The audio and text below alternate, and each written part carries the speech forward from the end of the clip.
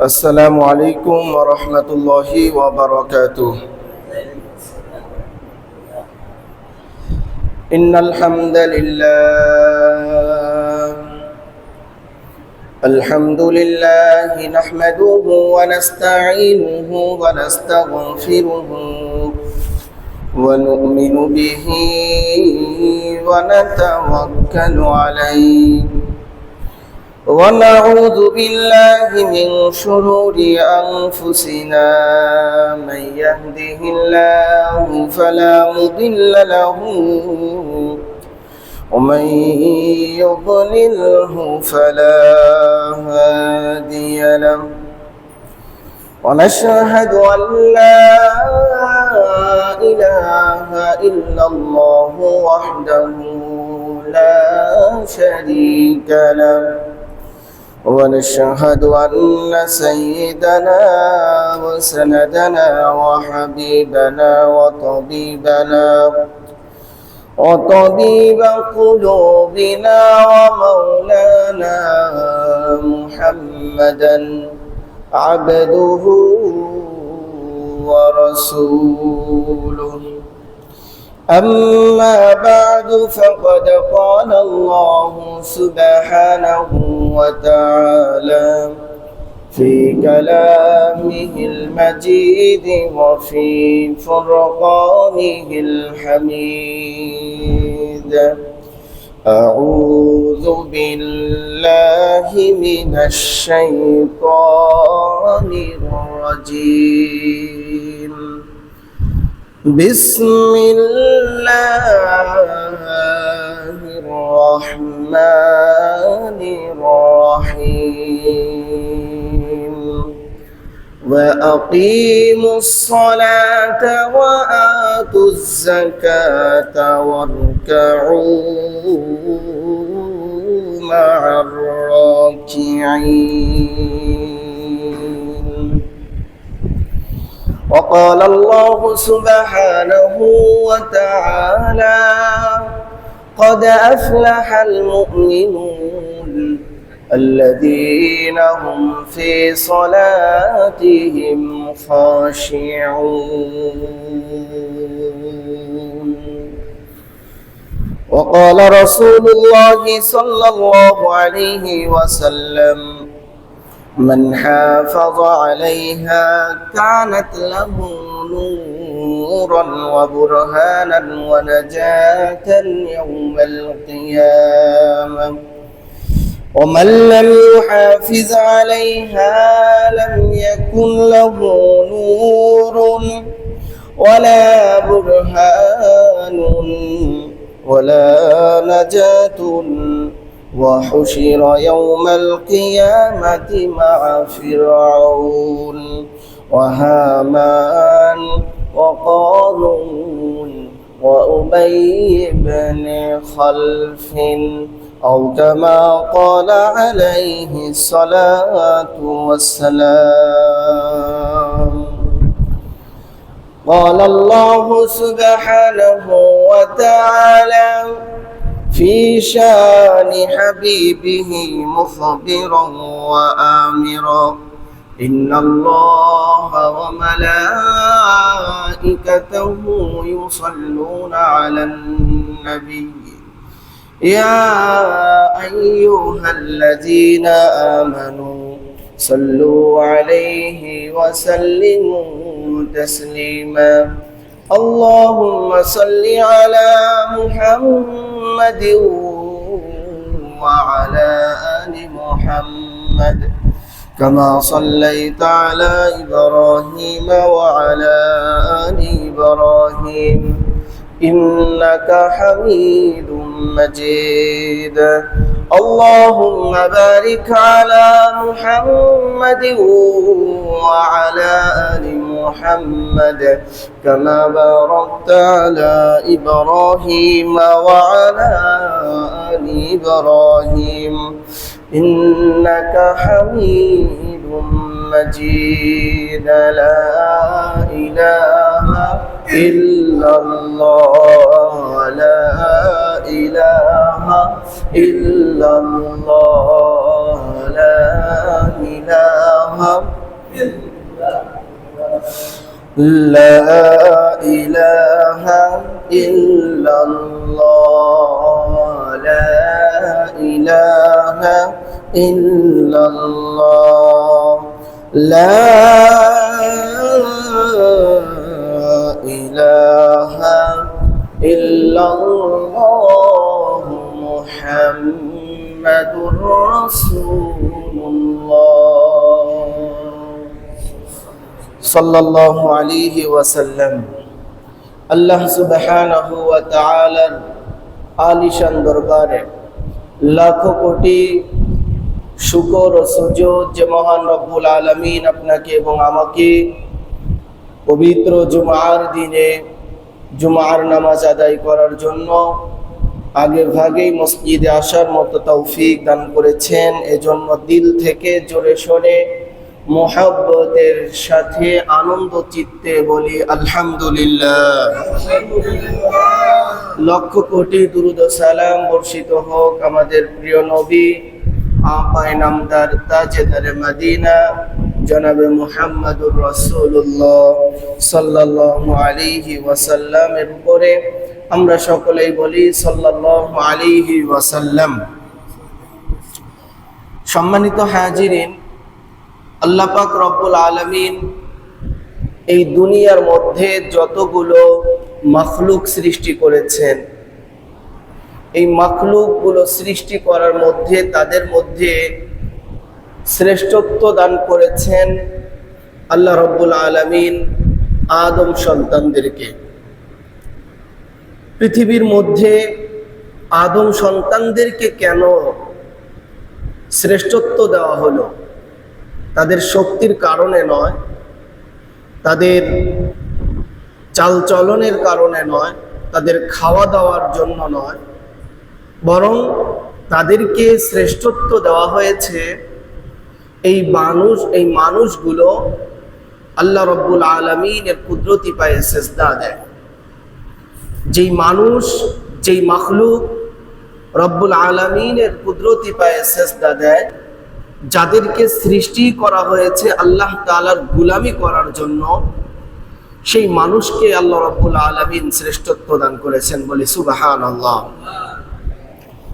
একজন মানুষ যখনই ইমানদার হয়, ইমানদার হওয়ার পর সর্বপ্রথম ইসলামের মধ্যে যেই অনুশাসন, যেই বিধান, যেই আমল তাকে করতে হয়, সেই আমলের নাম হলো সালাত, সেই আমলের নাম হলো নামাজ। এই নামাজ হচ্ছে ইসলামের যেই 5টি স্তম্ভ রয়েছে, এই 5 স্তম্ভের মধ্যে দ্বিতীয় স্তম্ভের নাম হলো সালাত, নামাজ কায়েম করা, নামাজ আদায় করা। এই সালাত সম্পর্কে আজ আমরা আলোচনা শুনবো। আল্লাহ তাআলা যেন আমাদেরকে তৌফিক দান করেন, সকলে বলেন আমিন। সম্মানিত হাজিরিন, এই সালাত শব্দের অর্থ হলো নামাজ। আরেকটি অর্থ রয়েছে, সালাত শব্দের অর্থ কোনো একদিকে মুখ ফেরানো। অর্থাৎ আমরা যেহেতু কিবলার দিকে মুখ করে নামাজ আদায় করি, এজন্য এই ইবাদতকে সালাত করে নামকরণ করা হয়েছে। আবার আরেকটি অর্থ রয়েছে, সালাত অর্থ নিকটবর্তী হওয়া। নামাজ আদায় করার মাধ্যমে একজন ব্যক্তি তার রবের সবচাইতে বেশি নৈকট্য অর্জন করতে পারে। এজন্য এই নামাজকে সালাত করে নামকরণ করা হয়েছে। যেমন আল্লাহ তাআলা পবিত্র কোরআনুল কারীমের সূরাতুল আলাকের শেষ আয়াতে কারিমার মধ্যে আল্লাহ বলেন,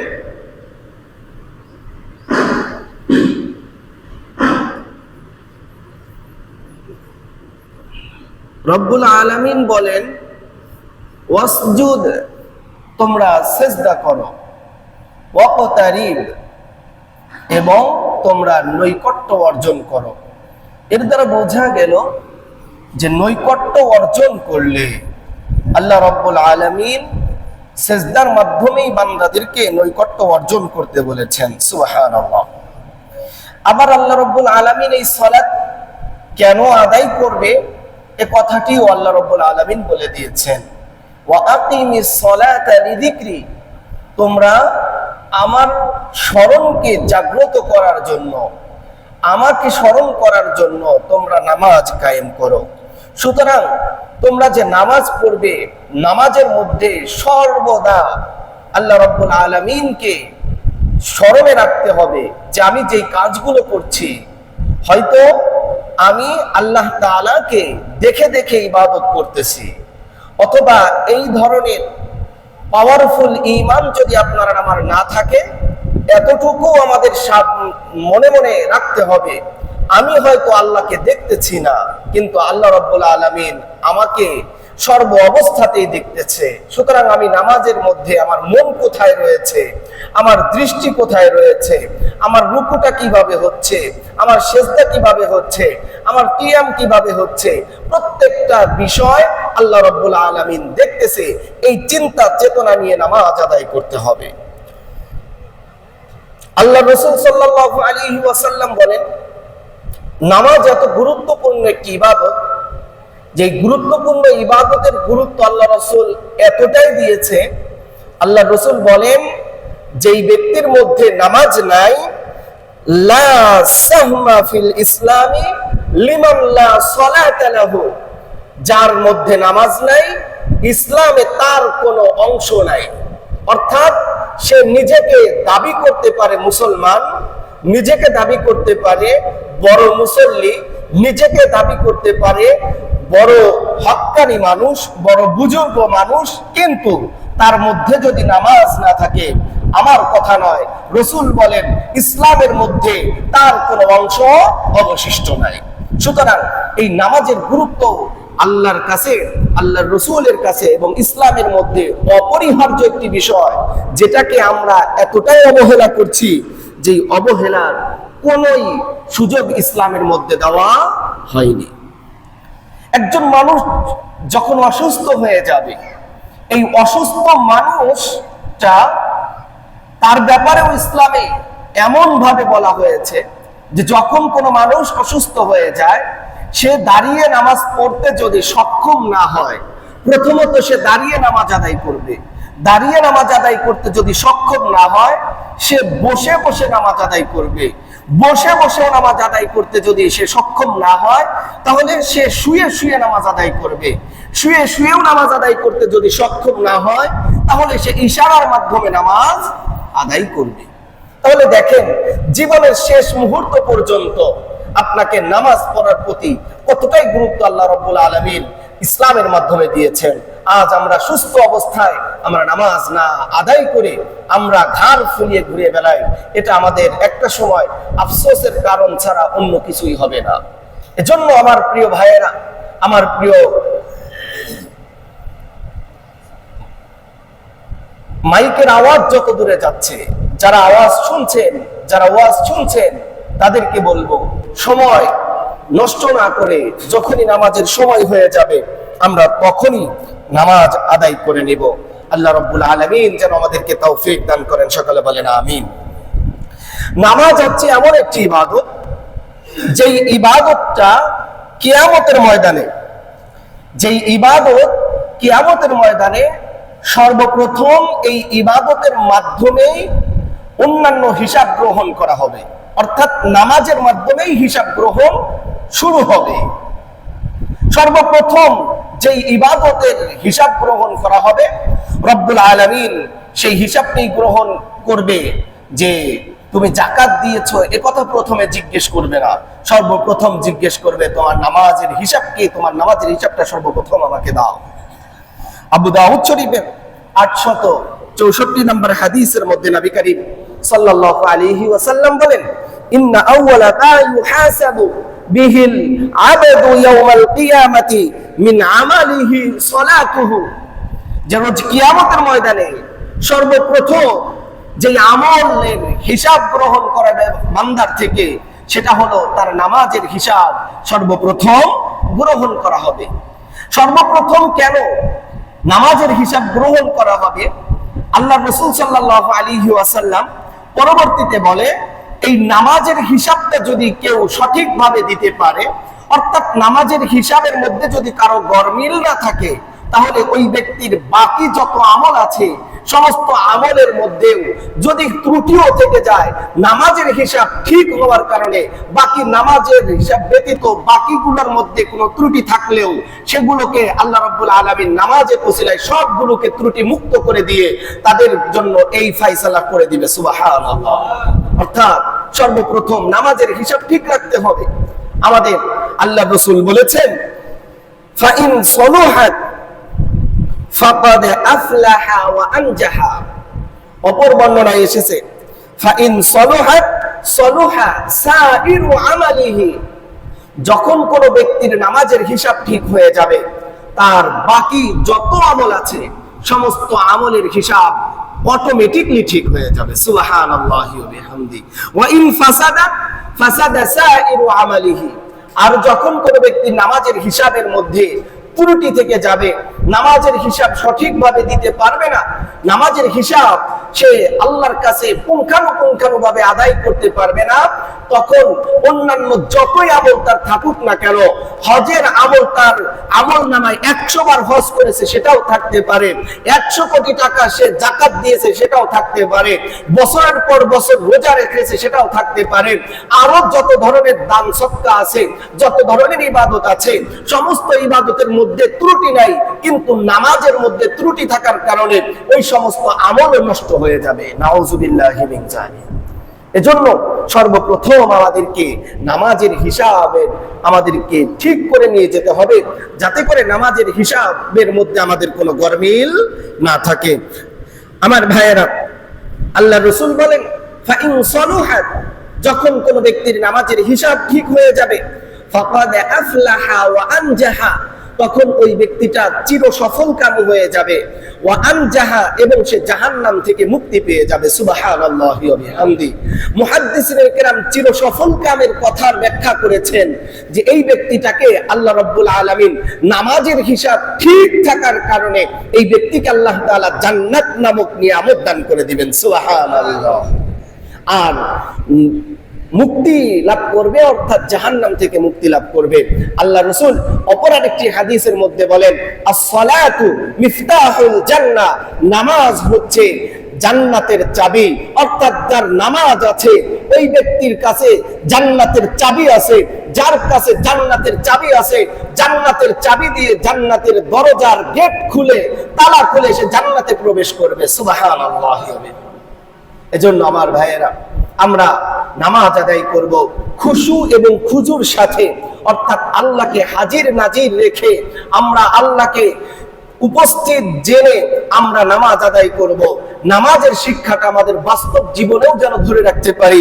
আল্লাহ রাব্বুল আলামিন যেন তৌফিক দান করেন। সকলে বলেন আমিন। ওয়া ইন ফাসাদাত, আর যদি কোনো ব্যক্তির নামাজের হিসাবের মধ্যে গরমিল থেকে যায়, নামাজের হিসাব যদি বাতিল হয়ে যায়, নামাজের মধ্যে যদি হিসাব সঠিকভাবে আল্লাহর দরবারে না দিতে পারে, ফাকাদ খাবা ওয়া খাসিরা, তাহলে ওই ব্যক্তিটা ধ্বংসপ্রাপ্ত হয়ে গেল, ওই ব্যক্তিটা ক্ষতিগ্রস্ত হয়ে গেল। চিৎকার মেরে বলেন না নাউযুবিল্লাহ। আমার ভাইয়েরা, আমরা দুনিয়ার মধ্যে সফল মনে করি ওই ব্যক্তিকে যেই ব্যক্তির লক্ষ লক্ষ কোটি কোটি টাকা রয়েছে, যার 4-5টা থেকে বাড়ি রয়েছে, যে সবচাইতে বাজারের বড় মাছটা কিনে সবচাইতে ভিআইপি ভাবে চলাফেরা করে, এই ব্যক্তিটাকে আমরা সফল মনে করি। কিন্তু রোজ কিয়ামতের ময়দানে দুনিয়ার মধ্যে দুনিয়ার মানুষটাকে সফল মনে করলে যদি তার নামাজের হিসাব রব্বুল আলামিনের কাছে দিতে না পারে, ওই ব্যক্তিটা সবচাইতে ক্ষতিগ্রস্ত, সবচাইতে ব্যর্থ প্রমাণিত হয়ে চিরস্থায়ী জাহান্নামের মধ্যে নিক্ষিপ্ত হবে। চিৎকার মেরে বলেন না নাউযুবিল্লাহ। এজন্য আমার ভাইয়েরা, আমাদেরকে যেন জাহান্নামে যেতে না হয়, এজন্য একজন পুরুষ অথবা মহিলা আমাদের উপরে যখনই ইসলামের শরিয়ার বিধান আরোপিত হচ্ছে, অর্থাৎ একজন মানুষ যখন বালেগ হচ্ছে, একজন মানুষ যখন প্রাপ্তবয়স্ক হচ্ছে, একটা মেয়ে একটা ছেলে যখন 15 বছর 12 বছরে যখন প্রাপ্তবয়স্ক হয়ে গেল, ওই ছেলের উপরে ওই মেয়ের উপরে ফরজ হলো ঈমান আনা। ঈমান আনার পরপরই যে ইবাদত করতে হবে সেই ইবাদতের নাম হলো নামাজ। নামাজ ছাড়া কোনো বিকল্প ব্যবস্থা গ্রহণ করা যাবে না। এই কথা বলা যাবে না নামাজ পড়লে কি হবে। আরে বাবা, নামাজ পড়লে কি হবে আর নামাজ না পড়লে কি হবে, এটা তো দুনিয়ার মধ্যে বসে বসে এর আসল ফায়দা পাওয়া যাবে। যারা মারা গিয়েছে তাদের যদি ব্যবস্থা থাকতো, উঠিয়ে এনে তাদেরকে জিজ্ঞেস করা আপনার বেনামাজি হওয়ার কারণে আপনার কবরে কেমন ব্যবস্থা রাখা হয়েছে। আবার একজন নামাজি মানুষ সে মারা গিয়েছে, তাকেও যদি উঠানোর ব্যবস্থা থাকতো যে আপনাকে নামাজ পড়ার কারণে কবরে কি ব্যবস্থা রাখা হয়েছে, তাহলে বোঝা যেত যে বেনামাজি তার কবরের শাস্তির বর্ণনা দিত আর নামাজি তার কবরের শান্তির বর্ণনা দিত, তাহলে বোঝা যেত। কিন্তু আল্লাহ রাব্বুল আলামিন তো আপনাকে আমাকে আকল দিয়েছে, আপনাকে আমাকে জ্ঞান দিয়েছে, বুদ্ধি দিয়েছে। বুদ্ধি দিয়ে আকল দিয়ে আমরা সব বুঝি, শুধুমাত্র ইসলামের ক্ষেত্রে দুনিয়ার সব বুঝি, কিন্তু আমরা আখিরাতের কোনো কিছুই বুঝার চেষ্টা করি না। আপনাকে যে শ্রেষ্ঠত্ব দেওয়া হয়েছে কেন? গরু, ছাগল, ভেড়া, অন্যান্য মাখলুক তারা কি আল্লাহর তাসবিহ পাঠ করে না? তারা পাঠ করে, তারা সব সময় করে। তারা তো কেউ সেজদার মধ্যে আছে, কেউ রুকুর মধ্যে আছে, কেউ কিয়ামের উপরে আছে। আর আমরা তো কখনো রুকু করি, কখনো সেজদা করি, কখনো বিভিন্ন কাজকর্মের মধ্যে লিপ্ত থাকি। ইবাদতের ক্ষেত্রে তারা আমাদের চাইতে অগ্রগামী, তারপরেও কেন আপনাকে আমাকে শ্রেষ্ঠত্ব দেওয়া হয়েছে? কারণ গরুর আকল নাই, কোনটা ভালো কোনটা খারাপ এটা বাছ বিচার করার আকল তার মধ্যে নাই। সে মালিকেরটাও খায়, পাশের যে মালিক থাকে তারটাও খায়। সে কখনো কখনো মালিককেও গুতা দেয়, আবার কখনো পাশে কেউ আসলে তাকেও গুতা দেয়। এক কথায় অন্য মাখলুকের আকল কম, কিন্তু আল্লাহ তাআলা বনি আদমকে পরিপূর্ণ আকল দিয়েছেন, যার কারণে সে ভালো বুঝে খারাপও বুঝে। যখন তার কাছে ভালো কাজটা আসবে সে ভালোটাকে গ্রহণ করবে, খারাপটা আসলে খারাপটাকে সে অ্যাভয়েড করে চলবে। এই জন্যই তাকে শ্রেষ্ঠত্ব দেওয়া হয়েছে। সুবহানাল্লাহ, জোরে বলেন। ফেরেশতারা আপনার চাইতে আমার চাইতে বেশি আমল করে। ফেরেশতাকে আল্লাহ তাআলা যাকে যেই নির্দেশ দিয়েছে সেই ফেরেশতা সেই নির্দেশেই পালন করে। এমনকি আল্লাহ রাব্বুল আলামিন যখন আদম আলাইহিস সালাতু ওয়াস সালাম অথবা মানব জাতিকে সৃষ্টি করবে, ফেরেশতাদের সাথে যে পরামর্শ করেছিল, তখন ফেরেশতারা বলছিল যে আমরা কি আপনার তাসবিহ তাহলিল পাঠ করি না? তখন আল্লাহ তাআলা বলছিলেন আমি যা জানি, আমি যা বুঝি তোমরা তা জানো না, বুঝো না। তোমাদেরকে যা করতে বলছি তোমরা তাই করতেছো, কিন্তু আমি এমন এক জাতি বানাইতে চাই যেই জাতি আমি যেটা করেছি সেটাও করবে, আমি যেটা নিষেধ করেছি সেটাও করবে, কিন্তু তাকে আমি আকল নামক মানদণ্ড দিয়ে দিব। সে ভালো কাজ করে আত্ম উপলব্ধি করবে যে আমি ভালো কাজ করেছি, শুকরিয়া আদায় করবে। গুনাহের কাজ করার পরে অনুতপ্ত হবে, সে ভুল স্বীকার করে আমার কাছে ক্ষমা চাবে। এই ক্ষমা চাওয়ার কারণে যার মধ্যে ভুল করার এবং সঠিক করার, যার মধ্যে ভালো করার এবং খারাপ করার দুইটারই করার এবিলিটি থাকা সত্ত্বেও ভালো কাজগুলো করবে, ওই বান্দাগুলো আশরাফুল মাখলুকাত হয়ে যাবে। সুবহানাল্লাহ, জোরে বলেন। কিন্তু আমরা কি করছি ভাই? আমরা কোন তরিকায় আছি, কোন পরিস্থিতিতে আছি? এজন্য আমরা আল্লাহ রাব্বুল আলামিনের কাছে দোয়া করব, আল্লাহ তাআলা যেন আমাদেরকে বেশি বেশি নেক আমল করার মতো তৌফিক দান করেন। সকলে বলেন আমিন। বিশেষ করে 5 ওয়াক্ত নামাজ যেন আমাদেরকে জামাতের সাথে পড়ার মতো তৌফিক এনায়েত করেন। সকলে বলি আমিন। সুনানে আবু দাউদের 425 নম্বর হাদিসের মধ্যে নবী করিম সাল্লাল্লাহু আলাইহি ওয়াসাল্লাম বলেন, খামসু সালাওয়াতিন, 5 ওয়াক্ত নামাজ, ইফতারাদাহুন্নাল্লাহু তাআলা, আল্লাহ রাব্বুল আলামিন এই 5 ওয়াক্ত নামাজকে উম্মতে মুহাম্মাদের উপরে ফরজ করেছেন। মান আহসানা ওযুআহুন্না, যেই ব্যক্তিটা অতি সুন্দরভাবে ওযু করবে, উত্তম ভাবে ওযু করবে, ওয়াসাল্লাহুন্না এবং 5 ওয়াক্ত নামাজ আদায় করবে, লিওয়াক্তিহিন্না সময় মতো নামাজ আদায় করবে, ওয়া আতাম্মা রুকুআহুন্না 5 ওয়াক্ত নামাজের মধ্যে সে সুন্দরভাবে পরিপূর্ণভাবে রুকুগুলো আদায় করবে, ওয়া খুশুআহুন্না এবং আল্লাহ তাআলাকে হাজির নাজির রেখে খুশু এবং খুজুর সাথে নামাজ আদায় করবে। এইভাবে যদি কোনো ব্যক্তি নামাজ আদায় করতে পারে, কানাল্লাহু আলাল্লাহি আহদুন, এইভাবে কোনো ব্যক্তি নামাজ আদায় করলে ওই ব্যক্তির জন্য আল্লাহ তাআলার উপরে একটা দায়িত্ব চলে আসে।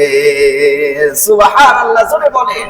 আমরা তো নামাজ আদায় করি, সুন্দরভাবে ওযু করব, সুন্দরভাবে রুকু করব, সময় মতো নামাজ আদায় করব, সুন্দরভাবে সিজদা দিব, সুন্দরভাবে কিয়াম করব। এভাবে যদি আমরা নামাজ আদায় করতে পারি, আল্লাহর উপর একটা দায়িত্ব চলে আসে। কি দায়িত্ব? আইয়াগফির লাহু, ওই ব্যক্তিকে মাফ করে দেওয়াটা তখন আল্লাহর দায়িত্ব হয়ে যায়। সুবহানাল্লাহ। 5 ওয়াক্ত নামাজ আমরা পড়ব, 5 ওয়াক্ত নামাজ যদি সুন্দরভাবে যেভাবে বলা হলো এভাবে যদি পড়তে পারি, এশার নামাজ পড়ে বাড়ি যাওয়ার আগেই আল্লাহ আমাকে আপনাকে মাফ করে দিবে। সুবহানাল্লাহ। এখন সুন্দরভাবে নামাজ পড়া দরকার আছে। আমরা নামাজ পড়ি যে নামাজ পড়তে আসছি, কেমন অলসতার সাথে আমরা নামাজ পড়ি। এত বড় কিরাত, এত কথা, এত কিছু, এত সময় লাগে, এরকম চিন্তা ভাবনা আমাদের মধ্যে যদি থাকে তাহলে কি ক্ষমা পাওয়া যাবে? যাবে না। এজন্য আল্লাহর জন্য নামাজ আদায় করতে এসেছি, আল্লাহর জন্য নামাজ আদায় করব। তাতে সময় 1 ঘন্টার জায়গায় 2 ঘন্টা লাগুক, কোনো আসে যায় না। ওয়ামান লাম ইয়াফআল, আর কোন ব্যক্তি যদি সুন্দরভাবে ওযু না করে, সুন্দরভাবে নামাজ আদায় না করে, সময় মতো নামাজ আদায় না করে, ফালাইসা লাহু আহদুন আলাল্লাহ, তাহলে ওই ব্যক্তির জন্য আল্লাহর কোনো ওয়াদা নাই, আল্লাহর কোনো দায়িত্ব ওই ব্যক্তির নাই। ইনশাআ গফারা লাহু, আল্লাহ চাইলে ওই বান্দাকে maaf করতে পারে, ওয়া ইনশাআ আযাবাহু, আল্লাহ চাইলে ওই ব্যক্তিকে শাস্তিও দিতে পারে। কিন্তু কোন ব্যক্তি যদি সুন্দরভাবে ওযু করে, সময় মতো নামাজ আদায় করে, রুকু করে, সিজদা করে, ওই ব্যক্তিকে আল্লাহ মাফ করে দিবে। এই ওয়াদাটা কার? আল্লাহ ওয়াদা করে নিয়েছেন। এজন্য আমাদের সব সময় আল্লাহকে রাজি খুশি করার জন্য নামাজ আদায় করব। আল্লাহ তৌফিক দান করেন। সকলে বলেন আমিন। একটু জিকির করেন, লা ইলাহা। টিস্যু দাও, টিস্যু দাও।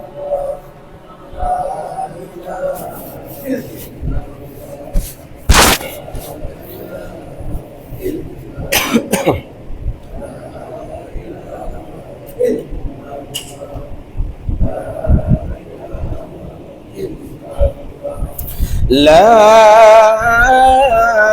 ইলাহা ইল্লাল্লাহ মুহাম্মাদুর রাসূলুল্লাহ সাল্লাল্লাহু আলাইহি ওয়াসাল্লাম। সম্মানিত হাজিরিন, তাহলে আমরা যদি সুন্দরভাবে নামাজ আদায় করি তাহলে আমাদেরকে মাফ করে দিবেন। ক্ষমার ঘোষণা দিয়েছেন কে? আল্লাহর কাছ থেকে আমরা ক্ষমা চাই কি চাই না? ক্ষমা পাওয়ার জন্যই তো কত কান্নাকাটি করি, ক্ষমা পাওয়ার জন্যই তো না খেয়ে রোজা রাখি, ক্ষমা পাওয়ার জন্যই তো সেই রাতের বেলায় ঘুমকে হারাম করে দিয়ে আমরা নামাজ আদায় করি, ক্ষমা পাওয়ার জন্যই তো সব সময় হারামও আছে হালালও আছে। হালাল যদি ইনকাম করতে যাই কষ্ট হয়, হারাম করতে গেলে হালালের চাইতে কষ্ট কম হয়। তারপরেও আমরা হারামকে বাদ দিয়ে কষ্ট বেশি হওয়া সত্ত্বেও হালালকে গ্রহণ করি। কেন? যাতে করে আল্লাহ আমাকে মাফ করে দেয়। এখন সেই মাফটা পাওয়া যাবে আমরা যদি 5 ওয়াক্ত নামাজ আদায় করি। আল্লাহ যেন আমাদেরকে মাফ করে দেন, আমাদের নামাজগুলো যেন কবুল করেন। আমরা সকলে বলি আমিন। মুসনাদে আহমদের 6576 নম্বর হাদিসের মধ্যে নবী করিম সাল্লাল্লাহু আলাইহি ওয়াসাল্লাম বলেন, মান হাফাযা আলাইহা কানাত লাহু নূরান ওয়া বুরহানান ওয়া নাজাতান ইয়াউমাল কিয়ামা। যেই ব্যক্তিটা 5 ওয়াক্ত নামাজ যথাযথভাবে আদায় করবে, 5 ওয়াক্ত নামাজ যথাযথ হক আদায় করে নামাজ আদায় করবে, এই নামাজটা রোজ কিয়ামতের দিন তার জন্য নূর হয়ে যাবে। ওই ব্যক্তির জন্য তার ঈমান এবং ইসলামের ব্যাপারে দলিল হয়ে যাবে এবং তার জন্য কিয়ামতের ময়দানে নাজাতের ওসিলা হয়ে যাবে। সুবহানাল্লাহ, জোরে বলেন। এজন্য আমাদেরকে নামাজ আদায় করলে তিনটা পুরস্কার আমাদেরকে দিবে। এই নামাজটা আমাদের জন্য নূর হয়ে যাবে। অর্থাৎ রোজ কিয়ামতের ময়দানে আমাদের অন্ধকারের মধ্যে আলোর দরকার আছে না নাই? আল্লাহ রাসূল সাল্লাল্লাহু আলাইহি ওয়াসাল্লাম আরেকটি হাদিসের মধ্যে বলেছেন যে কিয়ামতের পর্যন্ত আদম আলাইহিস সালাতু ওয়াস সালাম থেকে কিয়ামত পর্যন্ত যত নবী রাসূল আছে, যত উম্মত আছে, সমস্ত উম্মতদেরকে এক জায়গায় একত্রিত করা হবে। এক জায়গায় একত্রিত করার পরে আল্লাহর রাসূলকে সাহাবা ইকরাম জিজ্ঞেস করলেন, আল্লাহর রাসূল বললেন, আমি আমার উম্মতদেরকে আমি তালাশ করে বের করে আমি তাদেরকে জান্নাতে নিয়ে যাওয়ার ব্যবস্থা করব। তখন নবীকে জিজ্ঞেস করলেন, এত মানুষের মধ্যে আপনি আপনার উম্মতকে চিনবেন কিভাবে ইয়া রাসূলুল্লাহ? আল্লাহর রাসূল সাল্লাল্লাহু আলাইহি ওয়াসাল্লাম তখন উত্তর দিলেন, আচ্ছা বলো তো, এই মরুভূমির মধ্যে হাজার হাজার উট অথবা ঘোড়া যদি থাকে, সেই ঘোড়াগুলোর মধ্যে যদি কোনো একটা ঘোড়ার কপালের মধ্যে যদি সাদা বর্ণ থাকে, সাদা দাগ দেওয়া থাকে, তাহলে হাজার হাজার ঘোড়ার মধ্যে এই ঘোড়াটাকে চিহ্নিত করতে কি ওই ঘোড়াওয়ালার কষ্ট হবে? ঠিক তেমনি ভাবে যেই উম্মতেরা 5 ওয়াক্ত নামাজ সুন্দরভাবে আদায় করবে, ওই ব্যক্তিদের যেই সমস্ত অজুর অঙ্গ রয়েছে, রোজ কিয়ামতের ময়দানে এই অজুর অঙ্গগুলো, সিজদার অঙ্গগুলো জল জল জল জল করে উজ্জ্বল হতে থাকবে। আর আমি তাদেরকে হাতে ধরে তাদেরকে কোটি কোটি লক্ষ লক্ষ মানুষের মধ্যে থেকে বের করে জান্নাতে নিয়ে যাব। সুবহানাল্লাহ। আল্লাহর রাসূলের কথা সত্য নাকি মিথ্যা? এই কথার প্রমাণ যদি কোনো ব্যক্তি নামাজ সুন্দরভাবে পড়ে, তাহলে তার জন্য তার নামাজ নূর হবে, আলো হবে, উজ্জ্বল হয়ে যাবে। সুবহানাল্লাহ। অবুরহানান এবং দলিল হয়ে যাবে জাহান্নাম থেকে মুক্তি পাওয়ার জন্য। আল্লাহর কাছে বলবে, আল্লাহ আমার উম্মত এই দেখেন নামাজ আদায় করেছে, যার কারণে তার এত নূর। ওয়ানাজাতান ইয়াউমাল কিয়ামা ওয়া মান লাম ইউহাফিজ আলাইহা, আর যেই ব্যক্তিটা 5 ওয়াক্ত নামাজ সুন্দরভাবে আদায় করবে না, লাম ইয়াকুন লাহু নূরুন ওয়ালা বুরহানুন ওয়ালা নাজাতুন, ওই ব্যক্তির জন্য নামাজ তার জন্য নূরও হবে না, দলিলও হবে না, আবার রোজ কিয়ামতের দিন এই নামাজ তার জন্য নাজাতের ওসিলা হবে না। নাউযুবিল্লাহ। জোরে কর। নামাজ আমি না পড়লে আমার নামাজ কি আমার দলিল হবে? আরে ভাই, আমার পকেটে টাকা থাকলেই না আমি কিছু কিনে খাইতে পারবো। আর আমার পকেটে যদি টাকা না থাকে, তাহলে আফসোস করা ছাড়া উপায় আছে? আমার নামাজ যদি আমার থাকে, তাহলে আমার নামাজটাই আমার জন্য কি হবে? দলিল হবে, নূর হবে, আমার জন্য নাজাতের ওসিলা হবে। নামাজই নাই, কি এর দলিল আর কি এর নূর আর কি এর কি? এজন্য নামাজ পড়ার দরকার আছে না নাই? সবাই পড়বো তো ইনশাআল্লাহ। আর কি বলে শুনেন, আল্লাহর রাসূল বলেন, নামাজ পড়বা না, দরকার নাই, ঠিক আছে, তোমার যেমন চাইতেছে তুমি করো। নামাজ না পড়লে বলেন তো, ফিরাউন ইসলামের শত্রু নাকি বন্ধু? হামান শত্রু না বন্ধু?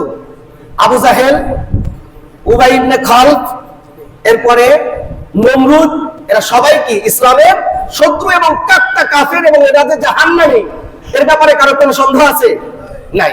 আল্লাহর রাসূল বলেন, ওয়া হুশিরা ইয়াউমাল কিয়ামা, যারা নামাজ পড়বে না, বেনামাজিদের হাসর এবং নাসর হবে মা ফিরাউন, ফিরাউনের সাথে, ওয়া হামান, হামানের সাথে, ওয়া কারুন, কারুনের সাথে, ওয়া উবাই ইবনে খালফিন, এবং উবাই ইবনে খালফের সাথে। নাউযুবিল্লাহ। তাহলে ফিরাউন, হামান, কারুন, উবাই ইবনে খালফ, আবু জাহেলের দল, এরা থাকবে জান্নাতে নাকি জাহান্নামে? জাহান্নামে যদি থাকে, তাহলে বেনামাজির হাসর নাসর যদি তাদের থাকে, বেনামাজিরও জায়গা কোথায় হবে? জাহান্নামে। এখন আমরা কি জাহান্নামে যেতে চাই? আমরা কেউ জাহান্নামে যেতে চাই না। এজন্য আমরা সবাই আল্লাহ রাব্বুল আলামিনের কাছে দোয়া করব এবং নিজেরা সব সময় আমল করব। আল্লাহ রাব্বুল আলামিন যেন আমাদেরকে 5 ওয়াক্ত নামাজ জামাতের সাথে পড়ার মতো তৌফিক এনায়েত করেন। আমরা সকলে বলি আমিন। 5 ওয়াক্ত নামাজ আদায় করলে কি হবে? 5 ওয়াক্ত নামাজ যদি কোনো ব্যক্তি সঠিকভাবে আদায় করে, নামাজ ওই ব্যক্তিকে কোনো খারাপ কাজের মধ্যে লিপ্ত হতে দিবে না। এটা আমার কথা নয়, এই কথাটা স্বয়ং রব্বুল আলামিন সূরাতুল আনকাবুতের 45 নম্বর আয়াতের মধ্যে আল্লাহ রব্বুল আলামিন বলে দিয়েছেন। সুবহানাল্লাহ। জোরে কান। আল্লাহ রব্বুল আলামিন বলেন, উতলু মা উহিয়া ইলাইকা মিনাল কিতাবি ওয়া আকিমিস সালাত। হে নবী, আপনার উপরে যেই কিতাবের ওহী নাজিল করা হয়েছে, এই কিতাবের ওহী যে নাজিল করলাম এই কিতাব আপনি আপনার উম্মতদের কাছে তেলাওয়াত করে শোনান। ওয়া আকিমিস সালাতা, এবং আপনি নামাজ কায়েমা করুন, নামাজ সঠিকভাবে আদায় করুন। কেন নামাজ আদায় করবেন? ইন্নাস সালাতা তানহা আনিল ফাহশাই ওয়াল মুনকার। কারণ হলো এই নামাজ যদি সঠিকভাবে আপনি আদায় করতে পারেন তাহলে এই নামাজ আপনাকে যাবতীয় অশ্লীল অপকর্ম, বেহায়াপনা, সমস্ত গুনাহের কাজ থেকে বিরত রাখবে। সুবহানাল্লাহ, জোরে কর। ঘোষণাটা কার? আল্লাহর। এখন আমরা নামাজও পড়ি, গুনাহের কাজও করি। তাহলে বোঝা গেল কি কোরআন সত্য নাকি আমাদের কাজকর্ম সত্য? আমাদের নামাজ যদি নামাজের মতো হতো আমাদের নামাজিরা কখনো গুনাহের কাজে জড়িত হতে পারতো না। বোঝা যাচ্ছে আমাদের নামাজ সঠিকভাবে হচ্ছে না। আরো সুন্দর করে নামাজ আদায় করার দরকার। আল্লাহ তৌফিক দান করেন, সকলে বলেন আমিন। আমার ভাইয়েরা, যদি কোনো ব্যক্তি নামাজ সঠিকভাবে আদায় করে, আল্লাহ রাব্বুল আলামিন বলেন وَأْمُرْ أَهْلَكَ بِالصَّلَاةِ وَاصْطَبِرْ عَلَيْهَا لَا نَسْأَلُكَ رِزْقًا نَحْنُ نَرْزُقُكَ وَالْعَاقِبَةُ لِلتَّقْوَى। আল্লাহ রাব্বুল আলামিন নবীকে ডাক দিয়ে বলেন, ও আমার নবী, ওয়া'মুর আহলাকা বিস-সালাত, আপনি আপনার পরিবারকে নামাজ পড়ার প্রতি নির্দেশ প্রদান করুন। ওয়াস্তাবির আলাইহা, এবং শুধুমাত্র ফ্যামিলিকে নির্দেশ দিবেন নামাজ পড়ার ব্যাপারে। বিষয়টি এমন নয়, নিজেও এই নামাজের উপরে আপনি প্রতিষ্ঠিত থাকুন। লা নাসআলুকা রিজকা, নামাজ পড়তে গিয়ে যদি রিজিকের ব্যবস্থা করা ছুটে যায় তাহলে বোঝা গেল আমরা অনেকেই মনে করি যে রিজিক নষ্ট হয়ে গেল। নামাজ পড়তে যদি না যাইতাম কাস্টমার বেশি আসতো, বেচা কিনা বেশি হইতো। নামাজ পড়তে গেলাম কেন, কাস্টমার ছুটে গেল, ব্যবসাও হইল না। চিন্তা ভাবনা এমন করি কি করি না? আল্লাহ বলেন না, লা নাসআলুকা রিজকা, আপনি নামাজ আদায় করবেন, ফ্যামিলিকে নামাজ আদায় করতে বলবেন। লা নাসআলুকা রিজকা, আমি আপনার কাছে রিজিক চাই না। নাহনু নারযুকুক, বরং আমি তো আপনাকে রিজিক দেই। নাকি বলেন রিজিক দেয় কে?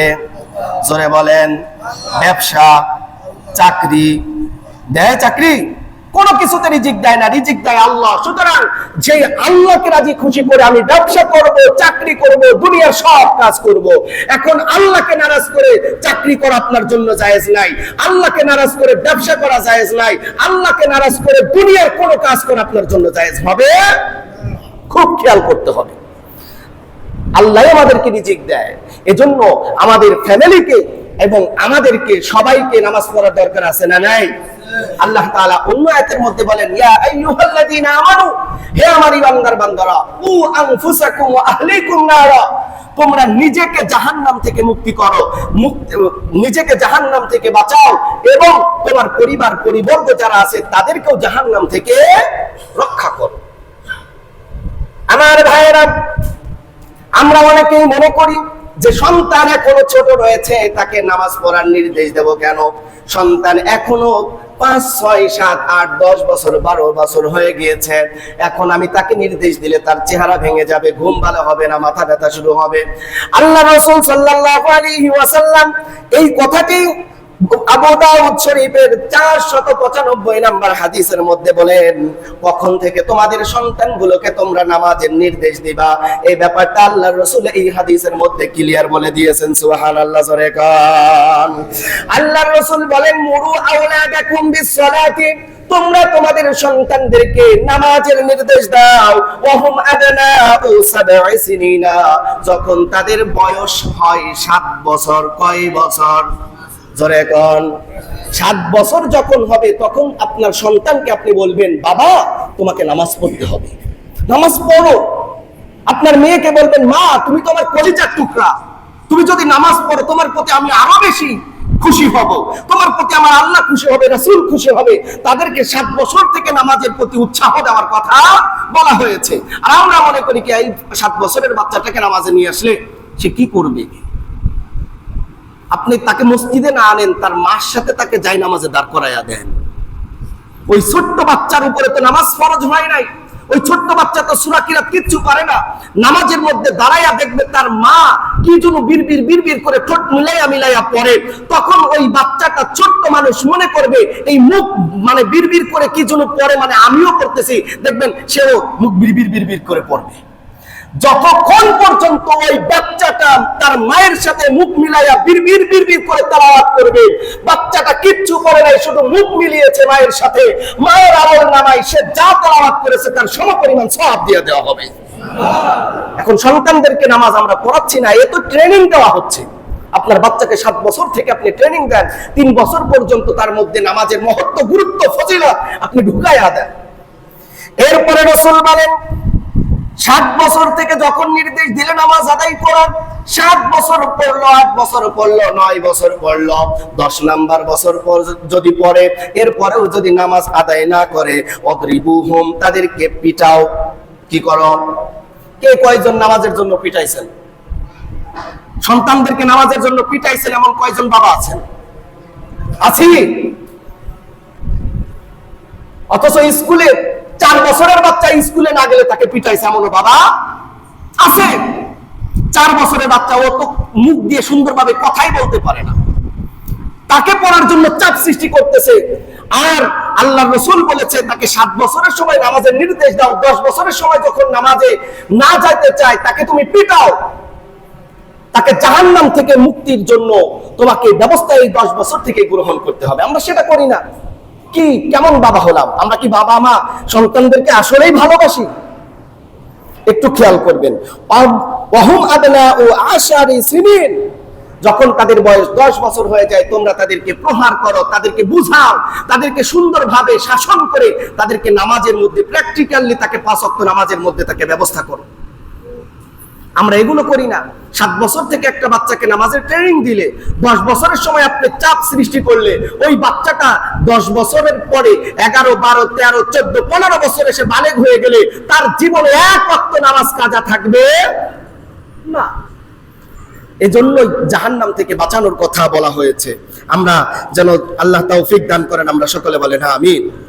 আমার ভাইয়েরা খুব খেয়াল করব, আমরা যেন এই যে মসজিদ আমরা বানিয়েছি, কত বছর 16, এই যে মসজিদটা বানাইছি না, এত বড় সুন্দর মসজিদ, এই মসজিদটা কেন বানানো হয়েছে? শুধুমাত্র 8, 9 জন, 10 জন মানুষ নামাজ আদায় করার জন্য?